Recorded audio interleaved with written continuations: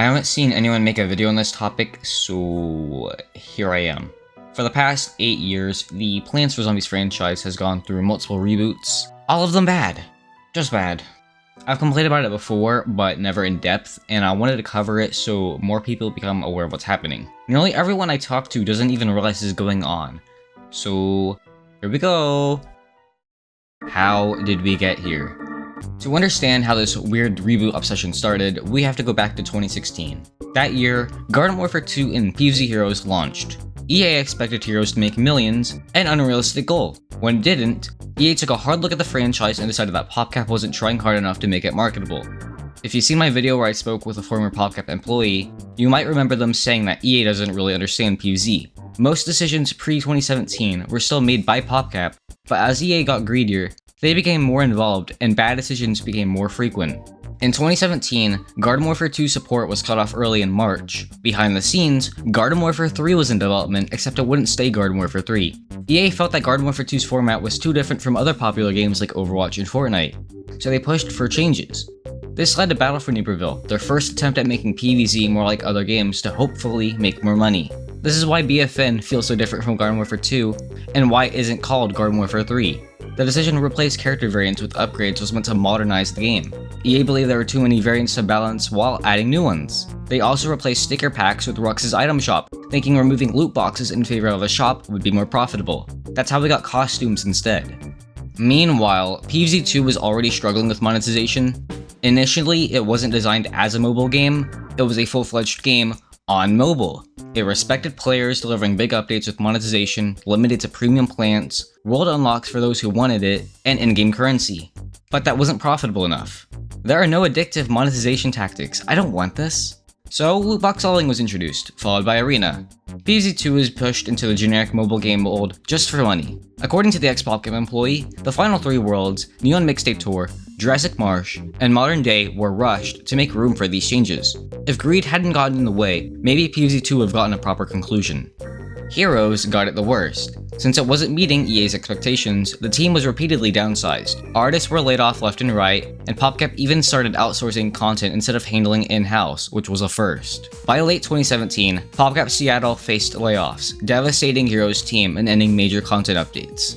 Around the same time, Project Hot Tub was in development with a late 2017 release date, but it got cancelled. It was the most expensive PvZ game ever developed, featuring full voice acting and a story-driven 3D adventure. From the start, EA wanted to cancel it, and the only reason it lasted as long as it did was because some clever PopCap employees kept pitching it, but it wasn't enough. In 2018, development started on PvZ 3, not the 2015 prototype, the one that soft launched in 2020, and the franchise reboot. PvZ 3 had a troubled history, as confirmed by both the ex-PopCap employee and Steven Notley. In Rich Werner's Twitch chat, Notley mentioned how it had gone nowhere for years with constant creative shifts. The ex-employee confirmed that EA heavily pushed PvZ 3 as a big money mobile game. To put it simply, they wanted PvZ 3 to be a mindless cash cow. So this was the state of the franchise. PvZ 2 was being stripped down and turned to a generic mobile game, Garden Warfare 2 had its support ended, BFN was in development, aiming to mimic other shooters, PvZ 3 was being built as a blatant cash grab, and Project Hot Tub got cancelled. With these new projects underway, it was time for a reboot. Time for a reboot. The reboot is arguably the worst thing to happen to PvZ. BFN is whatever. Its single player is decent, but the rest of the game is painfully mediocre. PvZ 3 was even worse because it was never made in good faith. It existed solely to make money, not because anyone had a good idea. At least BFN, despite its flaws, still had most of the original Garden Warfare team working on it. So what did this reboot bring? A new logo. It's painfully generic with little detail, zero personality, and screams corporate. Even the original logo's artist, Rich Werner, called it boring. A new art style. BFN in 2020 PvZ 3 shared a similar look meant to unify the franchise's branding. But of course, everyone hated it. PvZ 3's old art style was awful. BFN is a mixed bag, some people prefer it, but most agree it's a downgrade. A new demographic. Classic PvZ was for all ages, kids, adults, and everyone. But now, they explicitly target young kids. This is obvious in how the franchise presents itself. BFN is all, ooh, we're so quirky and random. The same tone affected the comics, which went from clever stories to mindless baby slop. Weird comic obsession. Suddenly the comics were being referenced constantly, despite barely anyone in the community caring about them. They were once optional background content, but now they're the front focus all the time. Creativity died. Every new PvZ game takes place in Neighborville. BFN, Neighborville. Old PvZ 3, Neighborville. PvZ match, Neighborville. New PvZ 3, still Neighborville. What happened to wild settings like moon bases, zombie factories, and golf courses? There are two possible reasons. Comics tie-in. The comics take place in Neighborville, so EA might have wanted to align the games with them. Brand recognition. By keeping everything in Neighborville, EA hopes players would instantly associate it with PvZ, even if they couldn't name a specific game. It's the same problem New Super Mario Bros. Had. Every game started looking too similar, making them all blur together. PvZ is falling into the same trap. The second reboot. God help us.